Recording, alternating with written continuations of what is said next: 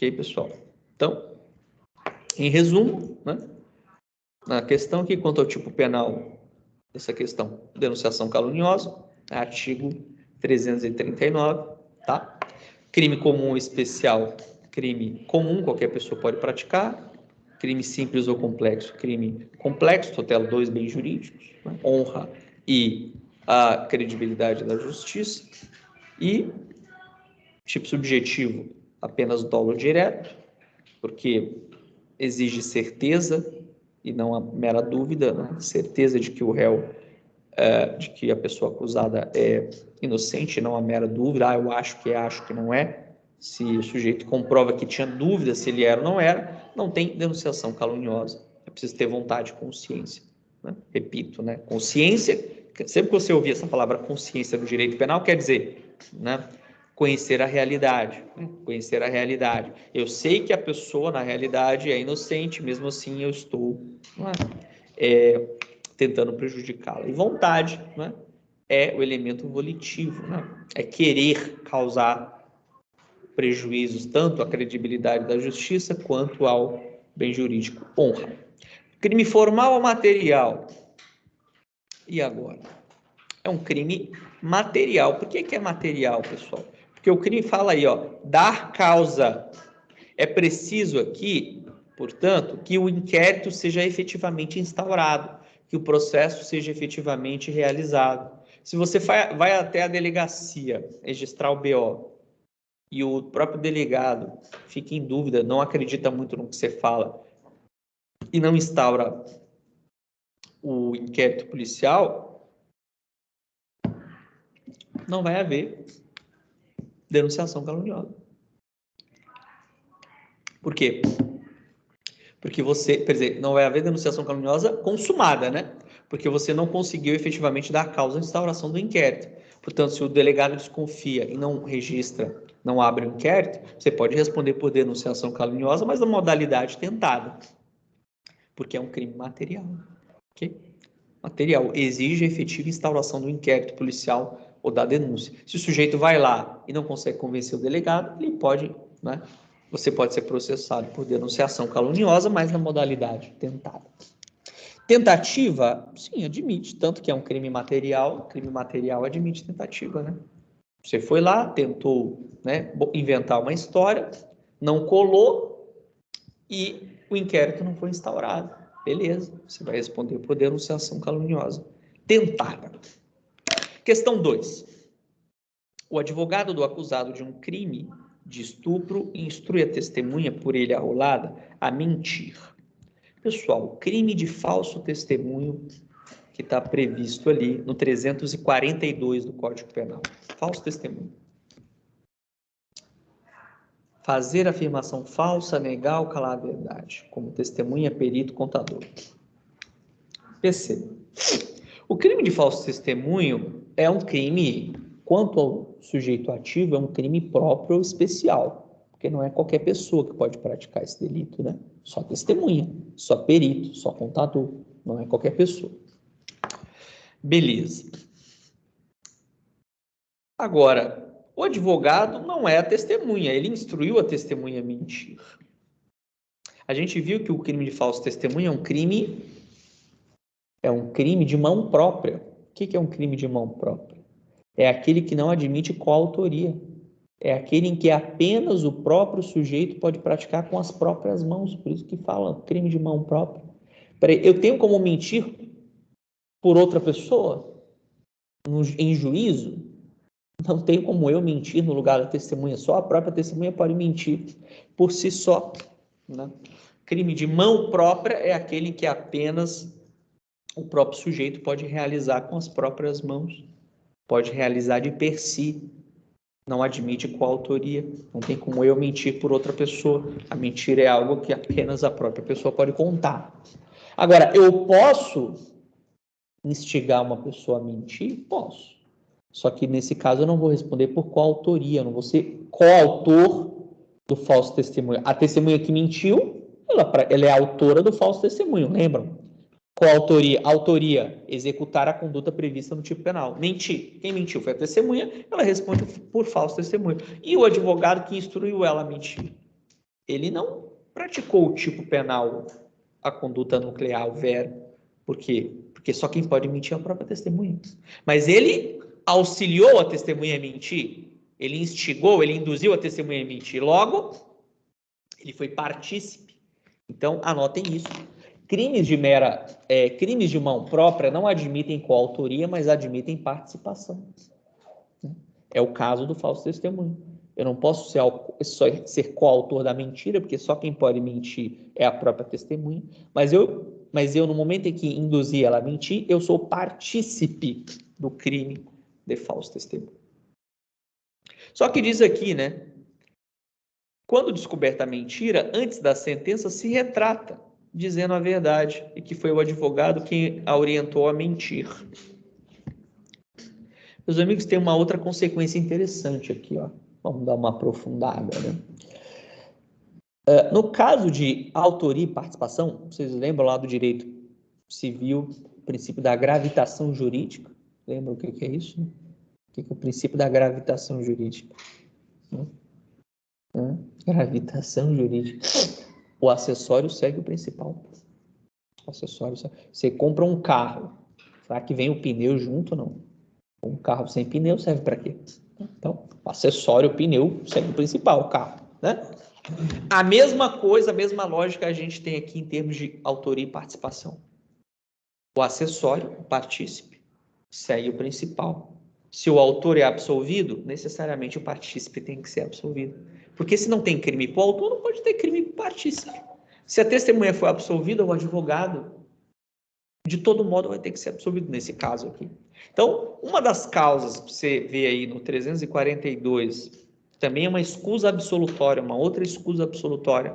O fato é típico, ilícito e culpável, mas não é punível. Por quê? Porque diz o parágrafo 2º do 342, ó, o fato deixa de ser punível se antes da sentença o agente, o mentiroso, se retrata e declara a verdade. Só, eu quero dizer que, na verdade, eu menti na audiência, dizendo que o réu estava lá em casa dormindo, mas na verdade ele não estava, era mentira isso. Beleza, você se retratou, voltou atrás, você está isento de pena, porque o que interessa é você contribuir com a justiça, né? Trazer fatos verdadeiros para ajudar na apuração processual. Portanto, se eu perguntasse na prova, tá, a testemunha se retratou e o advogado fez o quê? Fez alguma coisa? Não fez nada. Mas como a testemunha se retratou e o advogado é mero partícipe, uma vez isento de pena, se você considerar, né, que o advogado, que o acessório segue o principal, uma vez não havendo crime para a testemunha, também o advogado teria direito à isenção de pena, tá? Porque o acessório segue o principal, né? Existem várias teorias, tá, pessoal, da assessoriedade, vocês podem revisar depois. Teoria da assessoriedade limitada, que é a mais adotada, que diz que o fato basta ser típico, ilícito e culpável. E para outros, a teoria da assessoriedade máxima, que diz que para punir um partícipe, o fato precisa ser típico, ilícito, culpável e punível. Seria o caso aqui, né? Então, pela teoria da assessoriedade máxima, o advogado não seria punido. Agora, pela teoria da assessoriedade limitada, basta que o fato seja típico, ilícito e culpável. E como aqui o fato é típico, ilícito e culpável, ela mentiu a testemunha, né? Só não é punível. Daí, nesse caso, o advogado poderia ser punido, tá? Questão adicional para vocês. Mas aqui, né, a única coisa que eu perguntei foi qual era o tipo penal, já sabemos. Falso testemunho, artigo 342, né? Crime comum especial, porque exige próprio, especial, porque exige uma qualidade, uma característica específica do autor, ser testemunho. Simples ou complexo, que vai ser simples, né? O bem jurídico é a administração da justiça, a credibilidade da justiça. Tipo subjetivo apenas doloso, pode ser dolo direto ou eventual, aqui é diferente, né? Aqui pode ser dolo direto ou eventual. A testemunha fala uma coisa que ela não tem certeza. Ou seja, ela assume o risco de mentir. Pode ser o caso.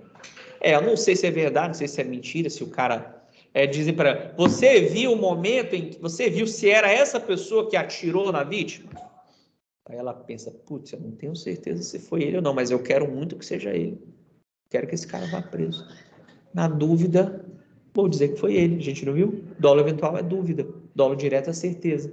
Na dúvida, se a testemunha tem dúvida. E ela não fala, ó, excelência, eu estou em dúvida, não sei se foi ele ou não. Eu acho que foi. Beleza, não vai ter crime nenhum. Mas se ela não falar isso, não, eu tenho certeza que foi ele. Na verdade, ela estava em dúvida, ela não tinha certeza coisa nenhuma. Tá? Ela depois ela pode ser punida por falso testemunho com dolo direto ou dolo eventual. Dolo direto, eu sei que é mentira e mesmo assim eu falo. Dolo eventual, eu tenho dúvida se é verdade ou se é mentira e mesmo assim eu falo. Portanto, assumo o risco, né, de mentir. Tá bom?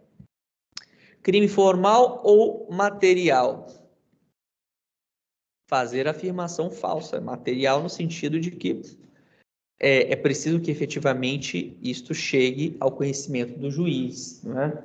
Agora, não precisa que isso influencie o juiz na sua decisão. É possível que o juiz perceba a falsidade e não dê credibilidade nenhuma para aquela pessoa, tá? Beleza? Então, mesmo que o juiz não dê credibilidade para aquele depoimento, o crime vai estar consumado. Mas é material no sentido de que é preciso que a testemunha efetivamente vá lá em juízo e fale, ou deixe de falar, né? Porque o crime de falso testemunho, ele é comissivo por ação ou omissivo por omissão. Se o juiz pergunta e a testemunha cala, não fala. Ela sabe dos fatos, mas ela não responde nada. Isso também é omissão. Isso também é falso testemunho. Tá ali, ó, 342. Falar mentira, fazer afirmação falsa, negar ou calar a verdade. Eu não quero responder. Você não tem o direito de não responder, porque a testemunha não está sendo acusada de nada, né? Ela não é ré, ela não é requerida no processo, ela assume o dever de falar a verdade, né? Ok? Muito bem. Admite tentativa? Né? Sim, admite tentativa. Antes de... Né? Bom, de difícil verificação, né? Porque se a pessoa não abre a boca para falar, dificilmente vai. Mas imagina que tem pessoas que podem depor por escrito. Por exemplo, o presidente da República, ele pode depor por escrito, né? Imagina que ele vai lá e antes de chegar o depoimento dele por escrito contendo mentira, essa carta, esse e-mail é interceptado. Por isso é uma possibilidade, apesar de remota. Tá? Próximo e último caso. Último trabalho, né? Parte 2. João e Carlos procuram Paulo para que juntos pratiquem um crime de roubo. João, Carlos e Paulo, né? Apesar de se recusar a acompanhá-los na ação delituosa, Paulo oferece a garagem da sua casa para a guarda da carga roubada, conduta que seria fundamental na empreitada criminosa, já que João e Carlos não teriam outro local para esconder os bens subtraídos. Então, João e o Carlos estão decididos a roubar uma carga, né? E chamam Paulo para eles praticarem um roubo juntos, né? Algo comum em Paranaguá, né?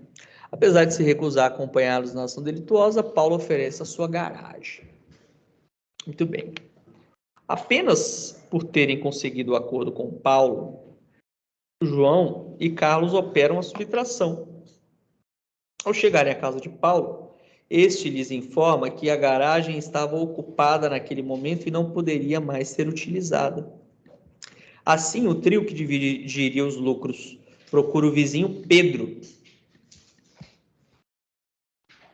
E após contarem o ocorrido, pedem a garagem emprestada por um tempo. Perceba, muita gente aqui envolvida, né? João, Carlos e Paulo respondem por qual delito? Eles praticaram um roubo de carga? Todo mundo vai responder por roubo, acreditam nisso? Mesmo Paulo, depois tendo se negado a emprestar a garagem, ele também responde por roubo. Por que ele responde por roubo? Porque diz a questão, eles só praticaram roubo porque eles confiaram que teriam onde guardar o carro roubado. Olha que coisa. Ah, mas aí chegou lá na hora, tá, filho, aí depois que o crime já aconteceu, não, eu não tenho mais nada a ver com isso, não me procurem, eu não conheço vocês, tá, mas na hora do planejamento, você não participou da execução diretamente, mas a questão diz, né? Se não fosse o Paulo ter garantido que emprestaria a garagem, eles não teriam praticado o crime, porque eu vou me esconder onde esse carro para ser preso logo em seguida, né? Percebem o detalhe da questão? O Paulo, todo mundo, Paulo, João e Carlos respondem por roubo, mesmo ele tendo voltado atrás, mas aí o crime já estava consumado, a carga já tinha sido roubada, depois que o crime está consumado, né? Não tem mais como voltar atrás, né? Agora, diferente é o vizinho Pedro. O Pedro vizinho foi procurado depois que o crime já estava consumado para esconder o carro. Olha aí, ó. O trio, olha aí, o trio, o Paulo também junto, né? Foi procurar o vizinho Pedro. O Paulo só não deixou guardar na casa dele porque estava lotada a vaga, né? Então deixa bem claro que eles agiram em conluio, ou seja, em concurso de pessoas, né? É o que a gente chama de adesão subjetiva, né, pessoal? A conduta um do outro, tá bom? Você tem ali pluralidade de pessoas, né? Pluralidade de pessoas, e você tem uma pessoa aderindo à vontade da outra. Quando uma pessoa pratica em conjunto com a outra a mesma ação, aderindo uma à vontade da outra, você tem o concurso de pessoas, tá bom? Beleza, e o Pedro vai responder pelo quê, pessoal? O Pedro empresta a garagem dele, depois que o crime já foi consumado. Qual é o crime a ser praticado aí? Aí é o crime de favorecimento real, tá, pessoal? Vamos relembrar aqui, favorecimento real, favorecimento pessoal. Favorecimento real está no 349, né? Prestar a um criminoso auxílio destinado a tornar seguro o proveito do crime. Tá bom? Tornar seguro, não é justamente isso que eles queriam? Esconde aí o carro para mim, para que a polícia não me prenda. Beleza. Mas veja, só existe favorecimento real se você não tiver participado previamente do crime anterior. Se o Pedro tivesse participado do crime anterior, como o Paulo participou, oferecendo a garagem dele, ele responderia pelo roubo. Agora, como o Pedro foi chamado só depois que o crime já está... Você não tem como participar de um crime que já se consumou. Eu matei uma pessoa, aí peço, pô, vamos esconder o cadáver? Eu vou responder por homicídio? Não, porque o homicídio já está consumado. Eu não matei a pessoa, não tem como. Eu vou responder por ocultação de cadáver, beleza. Agora, homicídio não, porque o crime já está consumado. A mesma coisa que se o roubo já está consumado, eu não tenho como participar do roubo, mas eu tenho como participar, ser autor de outro crime. Que outro crime? Favorecimento real. Qual a diferença do favorecimento real e favorecimento pessoal? Favorecimento real, você esconde uma coisa. Favorecimento pessoal, você esconde o próprio criminoso. Você esconde a própria pessoa da polícia. Batem lá na tua casa, né? Pô, aqui, fulano de tal, a gente tem notícia de que ele está aqui. Tem um mandado de prisão para ele. E aí, não, pode entrar aqui, tá? Ele não está aqui não. Aí você esconde o cara lá no forro. E a polícia vai lá, tal, bate no forro e encontra o cara. Favorecimento pessoal. Olha aqui. Auxiliar a subtrair-se da ação da autoridade pública ou autor de um crime. E olha que legal, mais uma causa de isenção de pena, mais uma escusa absolutória, o parágrafo 2º do 348. Olha ali. E se quem esconde a pessoa é o irmão dela? Né? Pai, mãe. Será que tem o direito penal tem como exigir que um pai e mãe entreguem o próprio filho para a justiça, para a polícia? Claro que não, seria desumano, né? Não, tá aqui o meu. Não. Por isso que não se aplica esse crime quando se tratar de um grau de parentesco próximo. Tá bom? Então, ascendente, o pai, descendente, o filho, o próprio filho entregar o pai para a polícia. Não, você vai dizer, não tá aqui. Você espera que isso aconteça até, né? Por isso que o direito penal não vai contra, né, os costumes nesse caso. O irmão. E olha que interessante, e se for a companheira, cônjuge marido, esposa, né? Casamento, pressupõe casamento. E se for a companheira que esconde o companheiro, ela responde por esse delito? O que vocês acham? 348 fala, é isento de pena se quem presta auxílio é ascendente, descendente, cônjuge ou irmão. Em nenhum momento fala companheira aqui. E agora? Dá para fazer analogia em direito penal? Dá ou não? É permitida a analogia em direito penal? Posso estender o sentido das palavras no direito penal? Bem, em regra não posso, né? Se for para prejudicar o réu, né? Agora, se for uma analogia em bonam partem, em benefício do réu, eu posso sim. E esse aqui é um exemplo disso. Olha que coisa. Um exemplo em que cabe analogia no direito penal. 348, parágrafo 2º.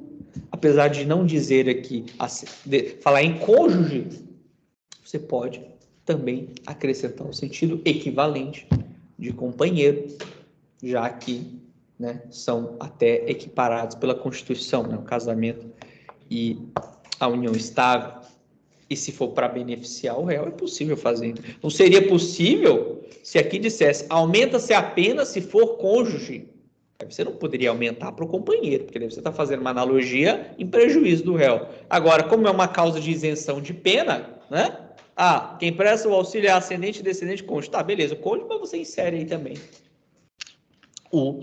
E aí daria, se você quisesse ampliar, até primo. De repente, pô, é um primo, mas é como se fosse um irmão para ele, tipo, conviveu com ele. Seria possível também fazer essa analogia, porque é uma analogia em bonam partem, pô, é o irmão, mas esse cara convive com ele como se fosse um irmão, então também para ele não se exigiria dessa pessoa, né, que entregasse o próprio primo, com quem ele tem muita amizade, tá? Beleza. Denunciar, favorecimento pessoal, favorecimento real. Isso sempre depois que o crime já aconteceu, né? Se o cara diz, não, pode praticar o crime e depois você pode se esconder aqui em casa. Aí não é favorecimento pessoal. Aí você vai estar sendo partícipe, você vai estar induzindo a pessoa a praticar o crime. Porque se alguém diz para ti, não, pode praticar o crime que eu asseguro que eu te escondo bem escondido lá num sítio que eu tenho em Alexandra, ninguém vai te encontrar lá. Beleza, você praticou o crime se confiando que ninguém vai te pegar, porque o teu amigo tem um sítio lá. Então, perceba, nesse caso você seria partícipe do roubo. Seria favorecimento pessoal. O favorecimento pessoal e o real só acontecem quando o crime anterior já estiver consumado. Ok? Muito bem. Então, já respondemos aí, né? E quanto à consumação, formal ou material, né? O crime de roubo é o crime material, né? Exige a efetiva subtração da coisa mediante violência ou grave ameaça. Agora, o crime de favorecimento real, favorecimento pessoal, né? É um crime formal no sentido de que mesmo que você não consiga efetivamente esconder a pessoa, mesmo que a polícia consiga encontrar aquela pessoa, o crime vai ter se consumado. Por isso que é formal, tá? Mesmo que você tentou esconder o cara no teto, mas a polícia foi lá e encontrou o cara. Tá? Mesmo assim, o crime já estará consumado, não vai ser uma tentativa, tá bom? Por isso que é formal, porque prevê o resultado, né? Tentar esconder o criminoso da autoridade. Mas mesmo que você não consiga, o simples fato de ter tentado esconder já caracteriza crime consumado. E por fim, para a gente fechar hoje, questão 2. Jorge atua como oficial de justiça de um tribunal. Quando cumpria a ordem de busca e apreensão na comunidade em que nasceu, viu de longe que seu irmão dispensou uma sacola plástica com grande quantidade de drogas. Empurrou um policial militar e tentava empreender fuga e evitar o flagrante de tráfico. Diante disso, quando seu irmão corre em sua direção e o auxilia, escondendo dentro do seu próprio veículo, bota o irmão no porta-malas lá para ninguém encontrar ele, enquanto continua a cumprir o mandato pendente. Em tese, qual é o tipo penal realizado pelo Jorge. E aí? O que vocês acham? Favorecimento pessoal, né? Bacana, tá? Tranquilo. Auxilia. E aqui não tem nada a ver ser oficial de justiça, aqui não tinha nada a ver ser funcionário público ou não. É um crime comum, né? Tá? A questão falou isso, mas era uma informação irrelevante. O fato de ele ser ou não oficial de justiça. Porque o favorecimento pessoal é um crime comum, qualquer pessoa pode praticar. Não precisa ser funcionário público. Tá? Tá, beleza. Qual o tipo penal? Favorecimento pessoal 348. Crime formal ou material, já sabemos que é formal, porque mesmo que não consiga obter êxito na ocultação da pessoa, o crime terá se consumado. Por fim, como advogado de Jorge, qual a tese jurídica pode ser levantada em seu favor? Aí você colocaria aí a escusa absolutória ou causa de exclusão, de isenção de pena ou de extinção da punibilidade prevista no parágrafo 2º do artigo 348, uma vez que Jorge é irmão do criminoso, né, do autor do crime. Logo, né, ele praticou um fato típico, ilícito e culpável, beleza, mas não punível, porque incide a escusa absolutória do parágrafo 2º, beleza, tranquilo. Ok, pessoal, então, com isso nós fechamos aqui, dei uma revisada. Então, os crimes que devem cair na prova aí, em relação à administração da justiça são esses que a gente expôs aqui, tá? Nessa atividade. Falso testemunho, denunciação caluniosa, favorecimento real, favorecimento pessoal, são os principais. E aí, os anteriores, crimes contra a administração pública, né? Além do peculato, que a gente revisou hoje, né? Revisem também, né? Corrupção ativa, corrupção passiva, né? Prevaricação e concussão, né? Esses delitos são suficientes aí para vocês irem bem na prova, beleza? É isso.